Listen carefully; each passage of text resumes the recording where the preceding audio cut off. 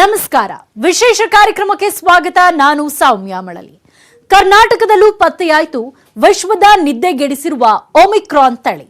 ದಕ್ಷಿಣ ಆಫ್ರಿಕಾದಿಂದ ಬಂದವರಿಗೆ ಒಮಿಕ್ರಾನ್ ಅಂಟಿದ್ ಹೇಗೆ? Omicron virus ಪತ್ತೆ ಹಚ್ಚಿದ ಮೊದಲ ವಿಜ್ಞಾನಿ ಹೇಳಿದ್ದೇನು? 24ಕ್ಕೂ ಅಧಿಕ ದೇಶಗಳಿಗೆ ಹಬ್ಬಿದ ಒಮಿಕ್ರಾನ್. ಇದುವೇ ಈ ಹೊತ್ತಿನ ವಿಶೇಷ. ಕರ್ನಾಟಕದಲ್ಲಿ ಒಮಿಕ್ರಾನ್.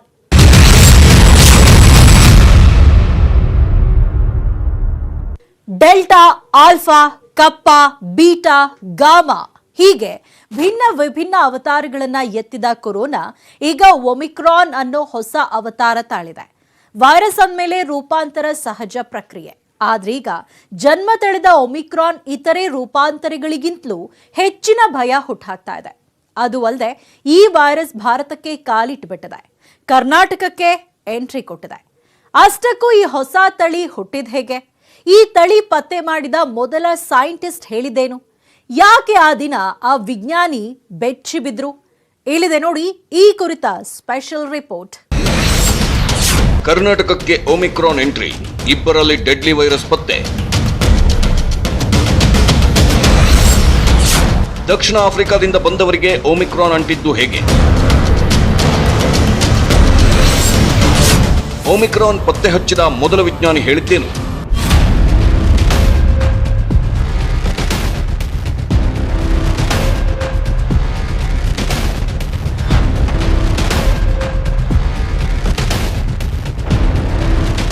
ಜಗತ್ತಿನಾದ್ಯಂತ ತಲ್ಲಣ ಸೃಷ್ಟಿಸಿದ್ದ ಒಮಿಕ್ರಾನ್ ಇದೀಗ ಭಾರತಕ್ಕೂ ಕಾಲಿಟ್ಟಿದೆ. ಅದರಲ್ಲೂ ಕರ್ನಾಟಕದಲ್ಲೇ ಮೊದಲು 2 ಒಮಿಕ್ರಾನ್ ಪ್ರಕರಣ ಪತ್ತೆಯಾಗಿದೆ. 24ಕ್ಕೂ ಅಧಿಕ ದೇಶಗಳಲ್ಲಿ ಒಮಿಕ್ರಾನ್ ತಾಂಡವವಾಡುತ್ತಿದ್ದ ಹಿನ್ನೆಲೆ ಭಾರತದಲ್ಲಿ ಒಮಿಕ್ರಾನ್ ತಡೆಗೆ ಸಕಲ ಸಿದ್ಧತೆ ಮಾಡಿಕೊಳ್ಳಲಾಗಿತ್ತು. ಆದರೆ ಅಷ್ಟರಲ್ಲೇ ರಾಜ್ಯದ 46 ವರ್ಷದ ವ್ಯಕ್ತಿ ಹಾಗೂ 66 ವರ್ಷದ ವೃದ್ಧರೊಬ್ಬರಲ್ಲಿ ಒಮಿಕ್ರಾನ್ ತಳಿ ಪತ್ತೆಯಾಗಿದೆ. ಮಹಾರಾಷ್ಟ್ರದಿಂದ ಸೋಂಕು ಹರಡಿ ಬಿಡಬಹುದು, ಕೇರಳದಿಂದ ವೈರಸ್ ವಿಸ್ಫೋಟವಾಗಿ ಬಿಡಬಹುದು ಅಂತೆಲ್ಲ ಕಟ್ಟುನಿಟ್ಟಿನ ಕ್ರಮ ತೆಗೆದುಕೊಳ್ಳುತ್ತಿದ್ದ ಕರ್ನಾಟಕದಲ್ಲೇ ದೇಶದ ಮೊಟ್ಟ ಮೊದಲ ಒಮಿಕ್ರಾನ್ ಕೇಸ್ ಪತ್ತೆಯಾಗಿದ್ದು ನಿಜಕ್ಕೂ ಆತಂಕ ಹೆಚ್ಚಿಸಿದೆ. ಒಮಿಕ್ರಾನ್ ದೃಢಪಟ್ಟ 2 ವ್ಯಕ್ತಿಗಳು ದಕ್ಷಿಣ ಆಫ್ರಿಕಾದಿಂದ ನವೆಂಬರ್ 20ಕ್ಕೆ ಬೆಂಗಳೂರಿಗೆ ವಾಪಸ್ ಬಂದಿದ್ರು. ಬೆಂಗಳೂರಿನ ಬೊಮ್ಮನಹಳ್ಳಿಯಲ್ಲಿ ತಂಗಿದ್ರು. ಇದೀಗ ಅವರ ಕೋವಿಡ್ ಪರೀಕ್ಷೆ ಪಾಸಿಟಿವ್ ಬಂದಿದ್ದು ವಿಭಿನ್ನ ಸ್ವರೂಪ ಕಾಣಿಸಿಕೊಂಡಿದ್ದರಿಂದ ಜಿನೋಮ್ ಸೀಕ್ವೆನ್ಸಿಂಗ್ ಮಾದರಿಗಳನ್ನು ರವಾನಿಸಲಾಗಿತ್ತು. ಆಗ ಅವರಲ್ಲಿ ಒಮಿಕ್ರಾನ್ ತಳಿ ಇರೋದು ದೃಢಪಡಿತು. ಹೀಗಾಗಿ ಕೇಂದ್ರ ಆರೋಗ್ಯ ಇಲಾಖೆ ಈ ಬಗ್ಗೆ ಮಾಹಿತಿ ನೀಡಿತು. ಇದೀಗ ಒಮಿಕ್ರಾನ್ ಸೋಂಕು ದೃಢಪಟ್ಟ ಸೋಂಕಿತರಿಬ್ಬರಿಗೂ ಬೌರಿಂಗ್ ಆಸ್ಪತ್ರೆಯಲ್ಲಿ ಚಿಕಿತ್ಸೆ ಮುಂದುವರೆಸಲಾಗುತ್ತಿದೆ. ಭಾರತದಲ್ಲಿ ಕೊರೋನಾ 3ನೇ ಅಲೆ ಡಿಸೆಂಬರ್ ಅಥವಾ ಜನವರಿಯಿಂದ ಆರಂಭವಾಗುವ ಸಾಧ್ಯತೆ ಇದೆ ಅಂತ ಕಳೆದ 3-4 ತಿಂಗಳ ಹಿಂದೆಯೇ ತಜ್ಞರು ಎಚ್ಚರಿಸಿದ್ರು. ಅಕ್ಟೋಬರ್ನಲ್ಲಿ 3ನೇ ಅಲೆ ಶುರುವಾಗಬಹುದು, ನವೆಂಬರ್ನಲ್ಲಿ ಆರಂಭವಾಗಬಹುದು, ಹೀಗೆ ಹಲವು ಲೆಕ್ಕಾಚಾರಗಳಿದ್ವು. ಆದ್ರೆ ಇತ್ತೀಚೆಗೆ ಒಮಿಕ್ರಾನ್ ಜಗತ್ತಿನಾದ್ಯಂತ ಹರಡುತ್ತಿರೋ ಸ್ಪೀಡ್ ನೋಡಿ ಇದೇನು 3ನೇ ಅಲೆ ಸುಳಿವ ಅನ್ನೋ ಚರ್ಚೆಗಳು ನಡೆದವು. ಆದ್ರೀಗ ಭಾರತಕ್ಕೆ, ಅದರಲ್ಲೂ ಕರ್ನಾಟಕಕ್ಕೆ ಒಮಿಕ್ರಾನ್ ಕಾಲಿಟ್ಟಿರೋ ಹಿನ್ನೆಲೆ ಡೆಲ್ಟಾ ಪ್ಲಸ್ಗಿಂತಲೂ ಭಾರತವನ್ನ ಇನ್ನಷ್ಟು ಕಾಡುತ್ತಾ ಒಮಿಕ್ರಾನ್ ಅನ್ನೋ ಆತಂಕ ಕಾಡುತ್ತಿದೆ. ಯಾಕಂದ್ರೆ ದಕ್ಷಿಣ ಆಫ್ರಿಕಾ ಸಂಶೋಧಕರ ಎದೆನೊಡಗಿಸಿಬಿಟ್ಟಿತ್ತು ಈ ಡೆಡ್ಲಿ ಒಮಿಕ್ರಾನ್. ಅದರಲ್ಲೂ ಎಲ್ಲರನ್ನೂ ಅಚ್ಚರಿಗೆ ದೂಡುತ್ತಿದೆ ಒಮಿಕ್ರಾನ್ ತಳಿ ಪತ್ತೆ ಹಚ್ಚಿದ ಮೊದಲ ವಿಜ್ಞಾನಿ ತೆರೆದಿಟ್ಟ ಒಮಿಕ್ರಾನ್ ವಿಚಿತ್ರ ಸತ್ಯಗಳು.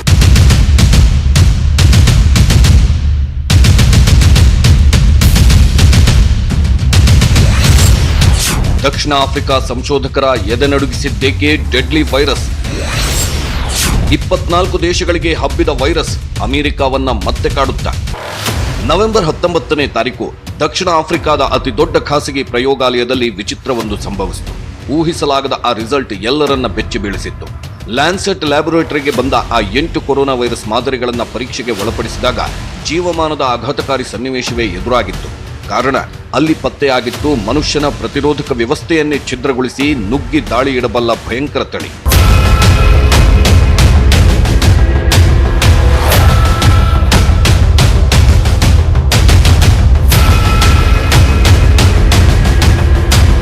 ಒಂದಲ್ಲ ಎರಡಲ್ಲ 50ಕ್ಕೂ ಹೆಚ್ಚಿನ ಸ್ಪೈಕ್ ಪ್ರೋಟೀನ್ಗಳು ಕಂಡುಬಂದಿದ್ವು. ಹೀಗಾಗಿ ದಕ್ಷಿಣ ಆಫ್ರಿಕಾದ ಇತರೆ ಲ್ಯಾಬ್ಗಳಿಗೆ ಈ ಮಾಹಿತಿಯನ್ನ ಇಮ್ಮಿಡಿಯೇಟ್ ಆಗಿ ರವಾನಿಸಲಾಗಿತ್ತು. ಬೇರೆ ಕಡೆಗಳಲ್ಲೂ ಇದೇ ರೀತಿಯ ವೈರಸ್ ಪತ್ತೆಯಾಗಿದೆಯಾ ಅನ್ನೋ ಮಾಹಿತಿ ಪಡೆಯಲಾಯಿತು. ಆಗ ಬೋಟ್ಸ್ವಾನಾ ಮತ್ತು ಹಾಂಗ್ಕಾಂಗ್ನಲ್ಲೂ ಅದೇ ಮಾದರಿಯ ವಂಶವಾಹಿ ಪತ್ತೆಯಾಗಿರೋದು ಗೊತ್ತಾಯಿತು. ನಂತರ ವಿಶ್ವ ಆರೋಗ್ಯ ಸಂಸ್ಥೆಗೆ ಈ ಹೊಸ ತಳಿ ವಿಚಾರ ತಿಳಿಯಿತು. ಆಗ ಆ ಹೊಸ ತಳಿಯ ಅಪಾಯಕಾರಿ ಅವತಾರಕ್ಕೊಂದು ಹೆಸರಿಟ್ಟರು, ಅದೇ ಒಮಿಕ್ರಾನ್.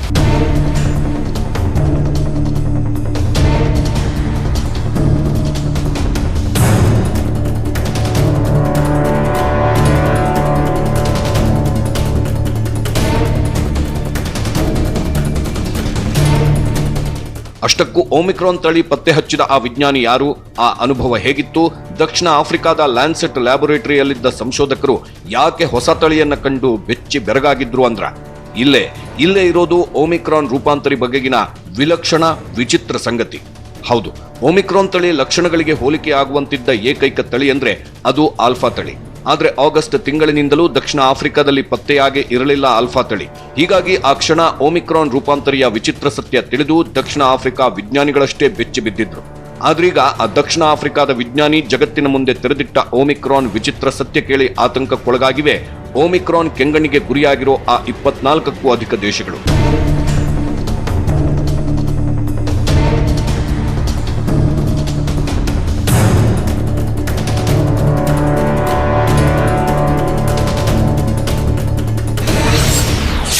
ಒಮಿಕ್ರಾನ್ ಜನ್ಮ ತಾಳಿದ್ದು ಹೇಗೆ?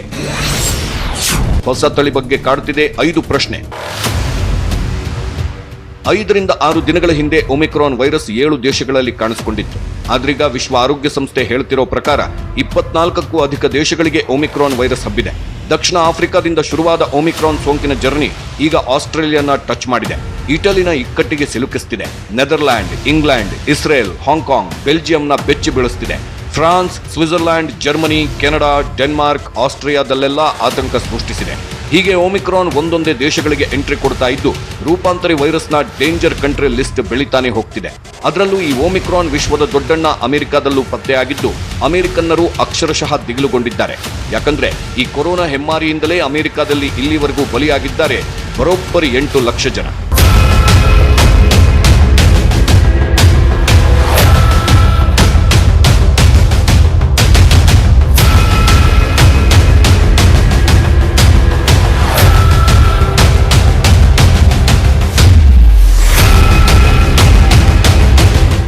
ಹೌದು, ಜಗತ್ತಿನ ಮೂಲೆ ಮೂಲೆಗೂ ಹರಡುತ್ತಿರೋ ಒಮಿಕ್ರಾನ್ ರೂಪಾಂತರಿ ಈಗ ಅಮೆರಿಕಾಗೂ ಕಾಲಿಟ್ಟಿದೆ. ಕೊರೋನಾ ವಿರುದ್ಧ 2 ಡೋಸ್ಗಳನ್ನ ಪಡೆದ ವ್ಯಕ್ತಿಯೊಬ್ಬರಲ್ಲೇ ಒಮಿಕ್ರಾನ್ ರೂಪಾಂತರಿ ಪತ್ತೆಯಾಗಿದೆ. ನವೆಂಬರ್ 22ರಂದು ದಕ್ಷಿಣ ಆಫ್ರಿಕಾದಿಂದ ಅಮೆರಿಕಾಗೆ ವಾಪಸ್ಸಾಗಿದ್ದ ಪ್ರಯಾಣಿಕನನ್ನ ನವೆಂಬರ್ 29ರಂದು ಕೊರೋನಾ ಪರೀಕ್ಷೆಗೆ ಒಳಪಡಿಸಲಾಯಿತು.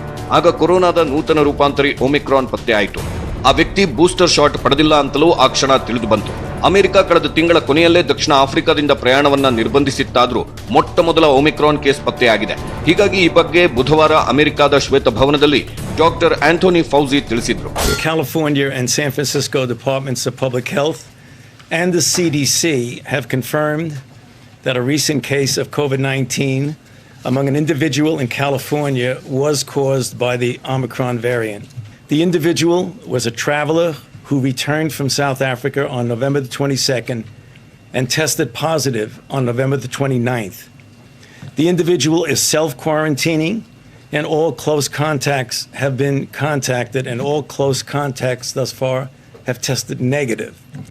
The individual was fully vaccinated and experienced mild symptoms which are improving at this point.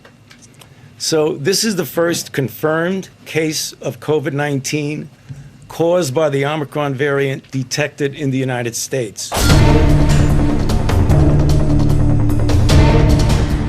ನಾವು ಅಂದ್ರೆ ನಂಬರ್ 1, ನಾವು ಅಂದ್ರೆ ಶಕ್ತಿ, ನಾವು ಅಂದ್ರೆ ಹೀರೋಗಳು, ಜಗತ್ತನ್ನ ಕಾಪಾಡುವ ವೀರರು ಅಂತೆಲ್ಲ ಪೋಸ್ ಕೊಡುತ್ತಿದ್ದ ಅಮೆರಿಕಾಗೆ ಕೊರೋನಾ ಅತ್ಯಂತ ಭಯಂಕರ ಶಾಕ್ ನೀಡಿತು. ಅದರಲ್ಲೂ ಅಮೆರಿಕವನ್ನ ಮೊದಲನೇ ಅಲೆ ಕಾಡಿದ ರೀತಿಯನ್ನ ನೋಡಿ ಇಡೀ ಜಗತ್ತೇ ಬೆಚ್ಚಿ ಬಿದ್ದಿತ್ತು. ಹೌದು, 2020 ಜನವರಿ 13ರಂದು ಮೊಟ್ಟ ಮೊದಲ ಕೊರೋನಾ ಕೇಸ್ ಅಮೆರಿಕಾದಲ್ಲಿ ಕಾಣಿಸಿಕೊಳ್ತು.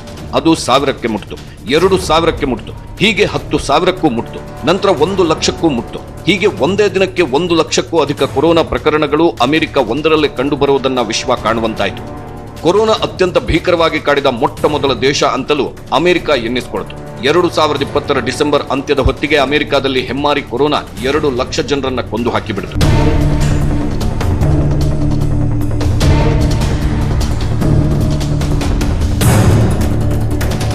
ಕೊರೋನಾ ಬಂದು ಅಪ್ಪಳಿಸಿದ ರಭಸಕ್ಕೆ ಹೀಗೆ ಮೊದಲನೇ ಅಲೆಯಲ್ಲೇ ವಿಶ್ವದ ದೊಡ್ಡಣ್ಣನ ಬುಡ ಅಲುಗಾಡು ಹೋಗಿತ್ತು. ಯಾಕಂದ್ರೆ 2ನೇ ಮಹಾಯುದ್ಧದಲ್ಲಿ 4 ಲಕ್ಷಕ್ಕೂ ಅಧಿಕ ಅಮೆರಿಕನ್ನರು ಬಲಿಯಾಗಿದ್ರೆ ಕೊರೋನಾದಿಂದ ಅದಕ್ಕೂ ಡಬಲ್ ಬಲಿಯಾಗಿದ್ದಾರೆ. ಸುಮಾರು 8 ಲಕ್ಷಕ್ಕೂ ಅಧಿಕ ಅಮೆರಿಕನ್ನರನ್ನ ಈಗಾಗಲೇ ನುಂಗಿ ಹಾಕಿರೋ ಕೊರೋನಾ 2ನೇ ಅಲೆ, 3ನೇ ಅಲೆ, 4ನೇ ಅಲೆಯಾಗಿ ಎದ್ದು ಬಂದು ಹೆಚ್ಚಿನ ಸಾವು ನೋವು ಉಂಟು ಮಾಡಿದೆ. ಹೀಗೆ ಕೊರೋನಾ ಅಮೆರಿಕದಲ್ಲಿ ಸಾವಿನ ದಾಖಲೆ ಬರೆದಿತ್ತಾದ್ರೂ ಅಮೆರಿಕದಲ್ಲಿ ಲಸಿಕೆ ಎಂಬ ಶ್ರೀರಕ್ಷೆ ಕೊರೋನಾ ಭಯ ಕಡಿಮೆ ಮಾಡಿತ್ತು. ಆದರೂ ಅಮೆರಿಕದಲ್ಲಿ ಈಗಲೂ 1,20,000 ಕೇಸ್ಗಳು ನಿತ್ಯ ಪತ್ತೆ ಆಗ್ತಿದೆ. 1,600ಕ್ಕೂ ಅಧಿಕ ಜನ ಕೊರೋನಾಗೆ ಬಲಿಯಾಗ್ತಿದ್ದಾರೆ. ಇದೀಗ ಇದರ ನಡುವೆ ಕೊರೋನಾದ ಹೊಸ ರೂಪಾಂತರಿ ಒಮಿಕ್ರಾನ್ ಅಮೆರಿಕದಲ್ಲಿ ಪತ್ತೆಯಾಗಿರೋದು ಒಂದು ರೀತಿ ಆತಂಕ ಹೆಚ್ಚಿಸಿದೆ. ಮತ್ತೆ ಎಲ್ಲಿ ಕಾಡುತ್ತೋ, ಮತ್ತೆ ಎಲ್ಲಿ ಸಾವು ನೋವುಗಳ ದಾಖಲೆ ಸೃಷ್ಟಿಸುತ್ತೋ ಅನ್ನೋ ದಿಗಿಲು ಹೆಚ್ಚಿದೆ. ಹೇಳಬೇಕು ಅಂದ್ರೆ ಭಾರತದಲ್ಲಿ ಅವತರಿಸಿದ್ದ ಡೆಲ್ಟಾ ರೂಪಾಂತರಿ ಯಾವೆಲ್ಲ ರೀತಿ ಸಾವು ನೋವು ಸೃಷ್ಟಿಸಿತ್ತು ಅನ್ನೋದನ್ನ ನಾವೆಲ್ಲ ಈಗಾಗಲೇ ನೋಡಿದ್ದೀವಿ. ಡೆಲ್ಟಾ ಅಪ್ಪಳಿಸಿದ ನಂತರ ಭಾರತದಲ್ಲಿ ಎದ್ದ 2ನೇ ಅಲೆ ಅದೆಂಥ ಅವಾಂತರ ಸೃಷ್ಟಿಸಿತು, ಅದೆಷ್ಟು ಜನರನ್ನ ಬಲಿ ಪಡಿತು ಅನ್ನೋದನ್ನು ನೋಡಿದ್ದೀವಿ. ಇನ್ನು ಅದಾದ ನಂತರ ಆಲ್ಫಾ, ಬೀಟಾ, ಗಾಮಾ, ಲ್ಯಾಂಬ್ಡಾ ಹೀಗೆ ಹಲವಾರು ರೂಪಾಂತರಿಗಳು ಸೃಷ್ಟಿಯಾಯ್ತಾದ್ರೂ ವಿಶ್ವ ಆರೋಗ್ಯ ಸಂಸ್ಥೆ ಅವುಗಳನ್ನ ಕಳವಳಕಾರಿ ಪ್ರಭೇದ ಅಂತ ಹೇಳಿರಲಿಲ್ಲ. ಇದೀಗ ಒಮಿಕ್ರಾನ್ ರೂಪಾಂತರಿಯನ್ನ ಕಳವಳಕಾರಿ ಪ್ರಭೇದ ಅಂತ ಹೇಳಿದೆ. ಅದರಲ್ಲೂ ಈ ಒಮಿಕ್ರಾನ್ ನಿಜಕ್ಕೂ ಮಾರಕನ, ಅಪಾಯಕಾರಿ ಅಲ್ವಾ ಅನ್ನೋ ಬಗ್ಗೆ ಜಗತ್ತಿನಾದ್ಯಂತ ಚರ್ಚೆ ನಡೆಯುತ್ತಿದ್ದು ವಿಜ್ಞಾನಿಗಳೇ ಇದಕ್ಕೆ ಉತ್ತರ ಕಂಡುಕೊಳ್ಳುವ ಪ್ರಯತ್ನದಲ್ಲಿ ನಿರತರಾಗಿದ್ದಾರೆ. ಆದ್ರೀಗ ಇಂಥ ಹೊತ್ತಲ್ಲಿ ಮೊಟ್ಟ ಮೊದಲ ಬಾರಿಗೆ ಒಮಿಕ್ರಾನ್ ತಳಿ ಪತ್ತೆ ಹಚ್ಚಿದ ವಿಜ್ಞಾನಿಯೊಬ್ಬರು ಒಮಿಕ್ರಾನ್ ವೈರಸ್ನ ವಿಚಿತ್ರ ಸತ್ಯವೊಂದನ್ನು ತೆರೆದಿಟ್ಟಿದ್ದಾರೆ. ಆ ದಿನದ ಅನುಭವವನ್ನು ಹಂಚಿಕೊಂಡಿದ್ದಾರೆ.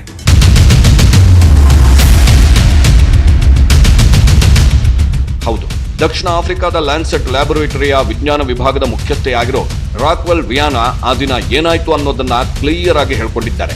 ನವೆಂಬರ್ 19ರ ಆ ದಿನ 8 ಕೊರೋನಾ ಮಾದರಿಗಳನ್ನ ಪರೀಕ್ಷೆಗೆ ಗುರುಪಡಿಸಿದ ರಾಕ್ವೆಲ್ ವಿಯಾನಾ ಅದು ತಮ್ಮ ಜೀವಮಾನದ ಆಘಾತಕಾರಿ ಸನ್ನಿವೇಶ ಅಂತ ಹೇಳ್ಕೊಂಡಿದ್ದಾರೆ. ಪರೀಕ್ಷೆ ಸರಿಯಾಗಿ ಆಯ್ತಾ ಇಲ್ವಾ ಅಂತ ತಮ್ಮನ್ನ ತಾವು ಪ್ರಶ್ನಿಸಿಕೊಳ್ಳುವ ರೀತಿ ಇದ್ದ ಆ ರಿಸಲ್ಟ್ ಅವರನ್ನ ಬೆಚ್ಚಿ ಬೀಳಿಸೋಕೆ ಕಾರಣ ಎಸ್ ವಂಶವಾಹಿ. ಏನದು ಎಸ್ ವಂಶವಾಹಿ ಅಂತ? ಜಾಗತಿಕವಾಗಿ ಪ್ರಾಬಲ್ಯ ಮೆರೆದಿರುವ ಡೆಲ್ಟಾ ತಳಿಗೂ ಹೊಸ ರೂಪಾಂತರಿ ಒಮಿಕ್ರಾನ್ಗೂ ಇರುವ ಮುಖ್ಯ ವ್ಯತ್ಯಾಸವಾದ ಎಸ್ ವಂಶವಾಹಿ ಕೆಲವು ಮಾದರಿಗಳು ಪರೀಕ್ಷೆಯಲ್ಲಿ ಪತ್ತೆಯಾಗಿದ್ದು ವಿಲಕ್ಷಣ ಎನ್ನಿಸಿತ್ತು. ಅಂದ್ರೆ 3ನೇ 2ಕ್ಕಿಂತಲೂ ಅಧಿಕ ಪಾಸಿಟಿವ್ ಪ್ರಕರಣಗಳಲ್ಲಿ ಎಸ್ ಜೀನ್ ನಾಪತ್ತೆಯಾಗಿರೋದು ಕಂಡುಬಂದಿದ್ದು ಒಮಿಕ್ರಾನ್ ಈಗಾಗಲೇ ವ್ಯಾಪಕವಾಗಿದೆ ಅಂತ ಅಂದಾಜಿಸಲಾಯಿತು. ಅಷ್ಟೇ ಅಲ್ಲ, ನವೆಂಬರ್ 23ರಂದು ಜೋಹಾನ್ಸ್ಬರ್ಗ್ ಹಾಗೂ ಪ್ರೆಟೋರಿಯಾ ಸುತ್ತಮುತ್ತಲಿನಿಂದ ಬಂದಿದ್ದ 32 ಮಾದರಿಗಳನ್ನು ಪರೀಕ್ಷಿಸಿದಾಗ ಒಮಿಕ್ರಾನ್ ನಿಜಕ್ಕೂ ಭಯಾನಕ ಅಂತ ಇನ್ನಿತರೆ ಸಂಶೋಧಕರು ತಿಳಿಸಿದ್ರು. ಆದರೂ ಈಗಲೂ ಜಗತ್ತನ್ನ ಕಾಡ್ತಾ ಇದೆ ಒಮಿಕ್ರಾನ್ ಬಗೆಗಿನ ಉತ್ತರ ಸಿಗದ ಆ 5 ಪ್ರಶ್ನೆಗಳು.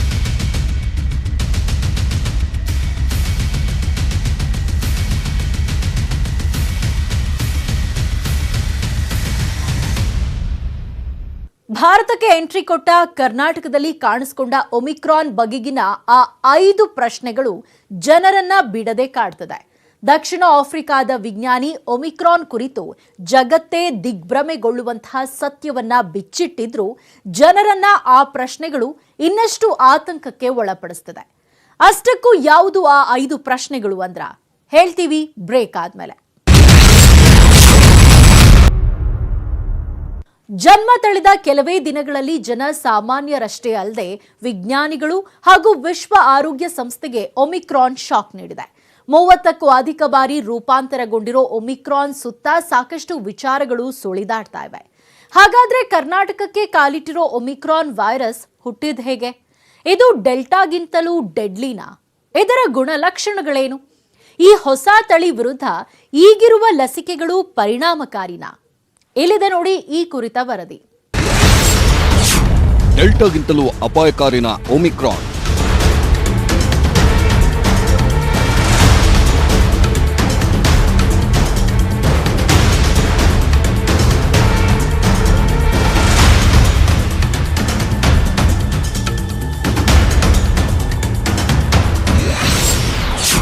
ಕಾಡ್ಗಿಚ್ಚಿನಂತೆ ಜಗತ್ತಿನಾದ್ಯಂತ ಒಮಿಕ್ರಾನ್ ಹರಡುತ್ತಾ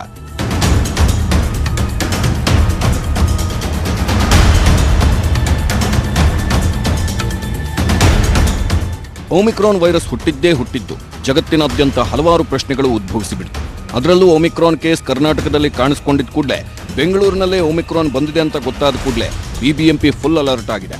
ಈ ಬಗ್ಗೆ ಆಳವಾದ ಅಧ್ಯಯನ ನಡೆಸಬೇಕು, ವಿಭಿನ್ನವಾದ ಸಂಶೋಧನೆ ನಡೆಸಬೇಕು, ಆಗಷ್ಟೇ ಒಮಿಕ್ರಾನ್ ಬಗ್ಗೆ ಪಕ್ಕಾ ಕ್ಲಾರಿಟಿ ಸಿಗೋದಕ್ಕೆ ಸಾಧ್ಯ ಅಂತ ತಜ್ಞರು ಹೇಳ್ತಿದ್ದಾರೆ.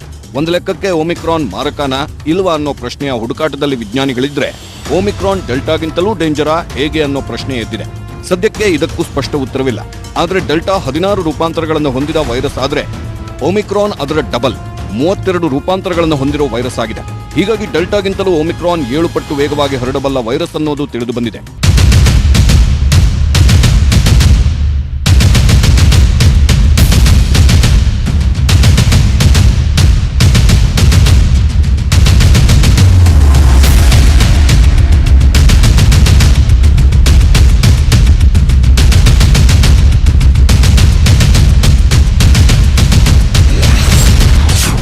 ಒಮಿಕ್ರಾನ್ ಲಕ್ಷಣಗಳೇನು, ತೀವ್ರತೆ ಹೇಗೆ?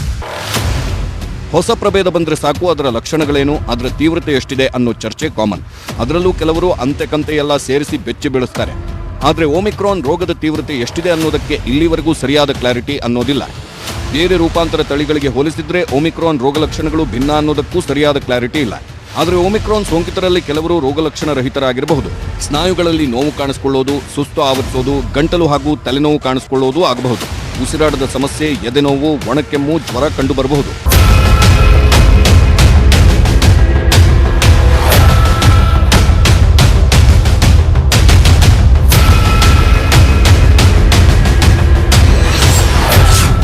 ಒಮಿಕ್ರಾನ್ ಹುಟ್ಟಿಗೆ ಕಾರಣವೇನು, WHO ತಿಳಿಸಿದ್ದೇನು?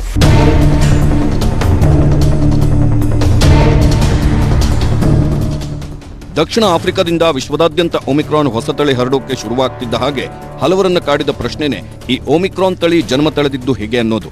ಆ ಕ್ಷಣ ಒಂದಷ್ಟು ಜನ ಹೇಳಿ ಕೇಳಿ ದಕ್ಷಿಣ ಆಫ್ರಿಕಾ ಬಡ ರಾಷ್ಟ್ರ, ಅಲ್ಲಿ ರೂಪಾಂತರಿ ಒಮಿಕ್ರಾನ್ ಜನ್ಮ ತಾಳುವುದಕ್ಕೆ ಅದುವೇ ಪ್ರಮುಖ ಕಾರಣ ಆಗಿರಬೇಕು, ಅತಿ ಕಡಿಮೆ ಪ್ರಮಾಣದಲ್ಲಿ ವ್ಯಾಕ್ಸಿನೇಷನ್ ನಡೆಸಿದ್ರಿಂದ ಹೊಸ ತಳಿ ಹುಟ್ಟಿಗೆ ಕಾರಣವಾಗಿರಬಹುದು ಅಂತೆಲ್ಲ ಚರ್ಚಿಸಿದ್ರು.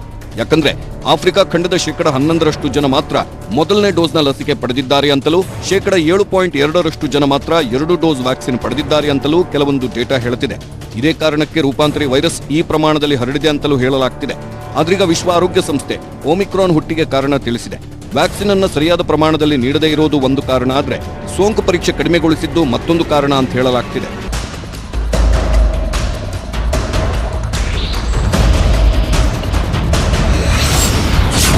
ಲಸಿಕೆ ಹಾಕಿಸಿಕೊಂಡವರನ್ನು ಒಮಿಕ್ರಾನ್ ಕಾಡುತ್ತಾ?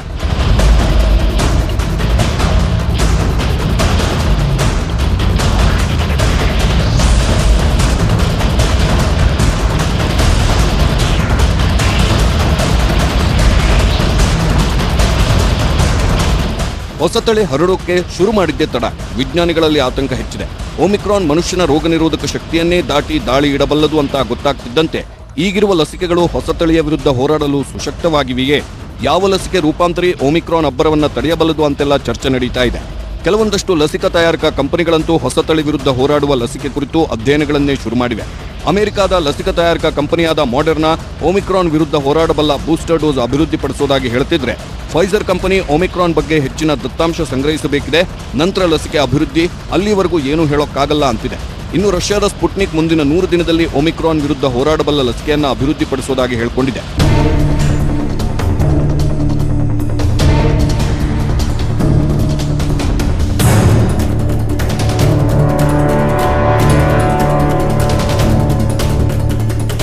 ಅಮೆರಿಕದಲ್ಲಿ 2 ಡೋಸ್ ಪಡೆದಿರೋ ವ್ಯಕ್ತಿಗೇನೆ ಒಮಿಕ್ರಾನ್ ಅಟ್ಯಾಕ್ ಆಗಿರೋದ್ರಿಂದ ಲಸಿಕೆ ಹಾಕಿದವರನ್ನೂ ಬಿಡೋದಿಲ್ವಾ ಈ ಒಮಿಕ್ರಾನ್ ಅನ್ನೋ ಪ್ರಶ್ನೆ ಎದ್ದಿದೆ.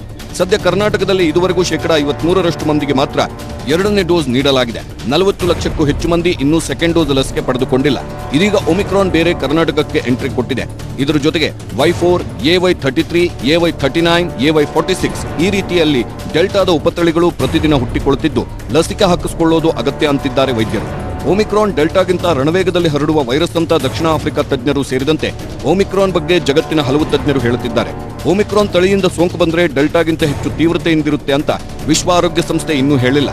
ಸದ್ಯಕ್ಕೆ ಸಿಕ್ಕಿರುವ ಮಾಹಿತಿ ಪ್ರಕಾರ ಒಮಿಕ್ರಾನ್ ಅನಾರೋಗ್ಯದಿಂದಿರುವವರಿಗೆ ಅಟ್ಯಾಕ್ ಮಾಡಿದ್ರೆ ಅಪಾಯ ಉಂಟು ಮಾಡುವ ಸಂಭವ ಇದೆಯಂತೆ.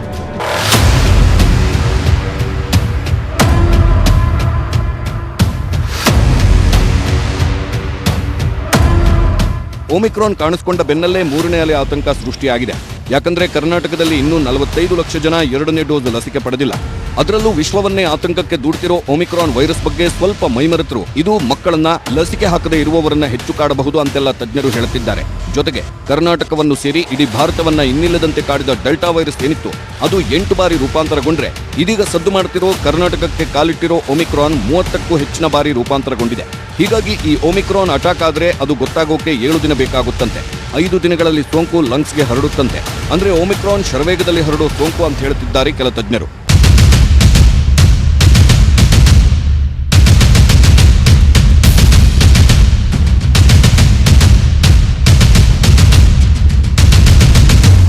ಒಟ್ಟಾರೆ ಅಮೆರಿಕ, ಸ್ವಿಟ್ಜರ್ಲ್ಯಾಂಡ್, ಇಂಗ್ಲೆಂಡ್ ಹೀಗೆ 24ಕ್ಕೂ ಅಧಿಕ ದೇಶಗಳಲ್ಲಿ ತನ್ನ ಕಬಂದ ಬಾಹು ಚಾಚಿರುವ ಕೊರೋನಾ ರೂಪಾಂತರಿ ಒಮಿಕ್ರಾನ್ ಈಗ ಭಾರತಕ್ಕೂ ಕಾಲಿಟ್ಟಿದೆ.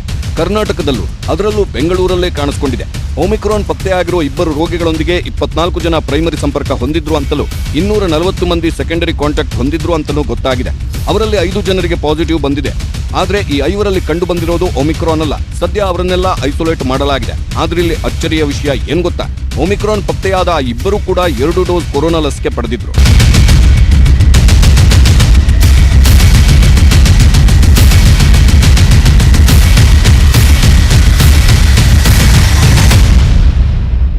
ಏನೇ ಹೇಳಿ ವೀಕ್ಷಕರೇ, ದಿನ ಕಳೆದಂತೆ ಇಡೀ ಜಗತ್ತಿನಾದ್ಯಂತ ಒಮಿಕ್ರಾನ್ ಆರ್ಭಟ ಹೆಚ್ಚಾಗ್ತಾ ಇದೆ.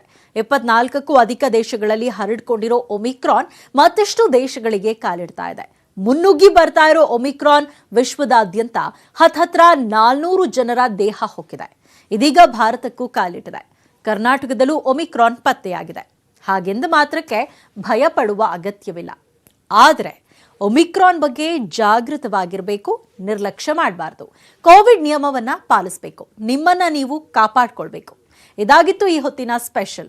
ನೋಡ್ತಾ ಇರಿ ನ್ಯೂಸ್ 18 ಕನ್ನಡ. ಜಾಲ ನಮ್ಮದು, ಬಲ ನಿಮ್ಮದು.